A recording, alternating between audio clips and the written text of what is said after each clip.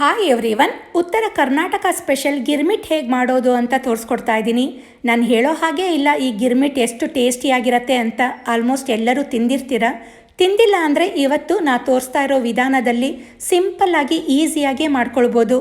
ಬೇರೆ ಮಂಡಕ್ಕಿ ಉಸ್ಲಿಗಿಂತ ಈ ಗಿರ್ಮಿಟ್ ಏನಕ್ಕೆ ಅಷ್ಟು ಸ್ಪೆಷಲ್ ಮತ್ತು ಡಿಫ್ರೆಂಟ್ ಟೇಸ್ಟ್ ಇರುತ್ತೆ ಅಂದರೆ ಇದಕ್ಕೆ ಬಳಸುವಂಥ ಗೊಜ್ಜು. ಇವತ್ತು ನಾನು ಸೇಮ್ ಹುಬ್ಳಿ ಧಾರವಾಡ ಸೈಡ್ನಲ್ಲಿ ಮಾಡ್ಕೊಳ್ಳೋವಂಥ ವಿಧಾನದಲ್ಲಿ ಈ ಗಿರ್ಮಿಟ್ ಗೊಜ್ಜನ್ನು ಹೇಗೆ ಮಾಡೋದು ಅಂತ ತೋರಿಸ್ಕೊಡ್ತಾ ಇದ್ದೀನಿ. ಇದು ಗಿರ್ಮಿಟ್ನ ಒರಿಜಿನಲ್ ರೆಸಿಪಿ. ಸಂಜೆ ಸ್ನ್ಯಾಕ್ಸ್ಗೆ ಮಿರ್ಚಿ ಖಡಕ್ ಚಾಯ್ ಜೊತೆ ಒಳ್ಳೆ ಕಾಂಬಿನೇಷನ್ ಆದ ಗಿರ್ಮಿಟ್ ಮಾಡೋದಕ್ಕೆ ಮೊದಲಿಗೆ ಇದರ ಗೊಜ್ಜನ್ನು ರೆಡಿ ಮಾಡ್ಕೊಳ್ಳೋಣ. ಗೊಜ್ಜು ಮಾಡ್ಕೊಳ್ಳೋಕ್ಕೆ ಒಂದು ಕಡಾಯಿಯಲ್ಲಿ 5ರಿಂದ 6 ಟೇಬಲ್ ಸ್ಪೂನಷ್ಟು ಎಣ್ಣೆನ ಹಾಕ್ಕೊಳ್ತಾ ಇದ್ದೀನಿ.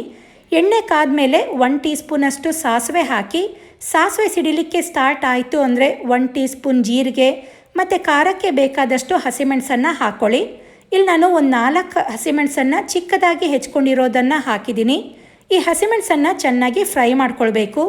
ಹಸಿಮೆಣಸು ಫ್ರೈ ಆದಮೇಲೆ 2 ಈರುಳ್ಳಿನ ಚಿಕ್ಕದಾಗಿ ಹೆಚ್ಕೊಂಡಿರೋದನ್ನು ಹಾಕ್ಕೊಳ್ತಾ ಇದ್ದೀನಿ.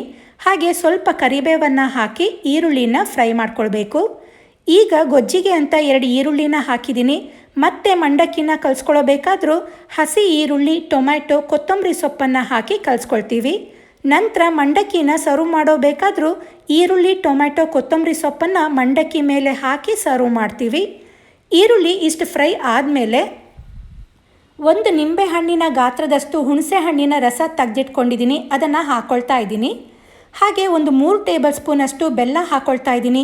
ಇದಕ್ಕೆ ಬೆಲ್ಲ ಸ್ವಲ್ಪ ಜಾಸ್ತಿ ಬೇಕಾಗತ್ತೆ. ನಂತರ ರುಚಿಗೆ ತಕ್ಕಷ್ಟು ಉಪ್ಪು, 1/4 ಟೀ ಸ್ಪೂನ್ ಅರಿಶಿಣ, ಹಾಗೆ 1/4 ಟೀ ಸ್ಪೂನಷ್ಟು ಇಂಗನ್ನು ಹಾಕಿ ಚೆನ್ನಾಗಿ ಕುದಿಸ್ಕೊಳ್ಬೇಕು. ಹುಣಸೆ ರಸದಲ್ಲಿರೋ ನೀರಿನ ಅಂಶ ಎಲ್ಲ ಕಡಿಮೆ ಆಗಿ ಬೆಲ್ಲ ಪೂರ್ತಿ ಕರಗಿ ಎಣ್ಣೆ ಮೇಲ್ಗಡೆ ತೇಲಲಿಕ್ಕೆ ಸ್ಟಾರ್ಟ್ ಆಗತ್ತೆ. ಅಲ್ಲಿ ತನಕ ಇದನ್ನು ಕುದಿಸ್ಕೊಳ್ಳಿ. ಇದಕ್ಕೆ ಹುಣಸೆ ರಸ ಕೂಡ ಹಾಕಿರೋದ್ರಿಂದ ಬೆಲ್ಲ ಸ್ವಲ್ಪ ಜಾಸ್ತಿ ಬೇಕಾಗತ್ತೆ. ಬೆಲ್ಲ ಇಷ್ಟು ಇದ್ರೇ ಗಿರ್ಮಿಟ್ಗೆ ಟೇಸ್ಟ್ ಬರೋದು. ಖಾರ, ಹುಳಿ, ಸಿಹಿ ಎಲ್ಲ ಹದವಾಗಿರೋದ್ರಿಂದ ಇದು ಅಷ್ಟು ಸ್ವೀಟ್ ಅಂತಲೂ ಅನಿಸಲ್ಲ. ನೋಡಿ, ಈ ರೀತಿ ಎಣ್ಣೆ ಸಪ್ರೇಟ್ ಆಗಿದೆ ಅಂದರೆ ಗೊಜ್ಜು ರೆಡಿ ಆಗಿದೆ ಅಂತ. ಬೆಲ್ಲ ಕುದ್ದಿ ಕುದ್ದಿ ಗೊಜ್ಜು ಈ ರೀತಿ ಜಿಗಿಟಿನ ಥರ ಆಗಿರುತ್ತೆ. ಈಗ ಈ ಗೊಜ್ಜನ್ನು ಆರಲಿಕ್ಕೆ ಬಿಡೋಣ. ಈ ಗೊಜ್ಜು ಆರೋ ಅಷ್ಟರಲ್ಲಿ 1 ಸಣ್ಣ ಕಪ್ಪಷ್ಟು ಹುರಿಗಡಲೆನ ನೈಸ್ ಪೌಡರ್ ಮಾಡ್ಕೊಳ್ಳೋಣ. ಈ ಗಿರ್ಮಿಟ್ಗೆ ಗೊಜ್ಜು ಎಷ್ಟು ರುಚಿ ಕೊಡುತ್ತೋ ಹಾಗೆ ಈ ಹುರಿಗಡಲೆ ಪುಡಿ ಕೂಡ ಅಷ್ಟೇ ರುಚಿ ಕೊಡುತ್ತೆ. ಮಂಡಕ್ಕಿಗಳಲ್ಲಿ ಎಷ್ಟೊಂದು ಥರದ ವೆರೈಟಿ ಇದೆ, ಆದರೆ ಈ ಗಿರ್ಮಿಟ್ ಮಾಡೋದಕ್ಕೆ ಈ ರೀತಿ ಟೊಳ್ಳು ಮಂಡಕ್ಕಿನೇ ತೊಗೊಳ್ಬೇಕು. ಮಂಡಕ್ಕಿನ ಬಳಸೋದ್ರಕ್ಕಿಂತ ಮುಂಚೆ ಜರಡಿ ಮಾಡಿ ಇಟ್ಕೊಳ್ಳಿ. ನಾನು ಇದನ್ನು ನೀಟಾಗಿ ಜರಡಿ ಮಾಡಿ ಇಟ್ಕೊಂಡಿದ್ದೀನಿ. ಈಗ ಈ ಮಂಡಕ್ಕಿನ ಸ್ವಲ್ಪ ಡೀಪ್ ತಳ ಇರೋವಂಥ ಪಾತ್ರೆಗೆ ಹಾಕ್ಕೊಳ್ಳಿ. ಆವಾಗ ಮಂಡಕ್ಕಿನ ಕಲಿಸ್ಲಿಕ್ಕೆ ಈಸಿ ಆಗತ್ತೆ. ಈಗ ಈ ಮಂಡಕ್ಕಿಗೆ ಹಿಡಿಯುವಷ್ಟು ಗೊಜ್ಜನ್ನು ಹಾಕ್ಕೊಳ್ತಾ ಇದ್ದೀನಿ. ನಂತರ ಚಿಕ್ಕದಾಗಿ ಹೆಚ್ಕೊಂಡ 1 ಈರುಳ್ಳಿ, ಹೆಚ್ಕೊಂಡಿರೋ ಟೊಮ್ಯಾಟೊ, ಹಾಗೆ ಹೆಚ್ಕೊಂಡಿರೋ ಕೊತ್ತಂಬರಿ ಸೊಪ್ಪು, ಕೊನೆಯದಾಗಿ 4 ಟೇಬಲ್ ಸ್ಪೂನಷ್ಟು ಹುರಿಗಡಲೆ ಪುಡಿ ಹಾಕಿ ನೀಟಾಗಿ ಮಿಕ್ಸ್ ಮಾಡ್ಕೊಳ್ಬೇಕು.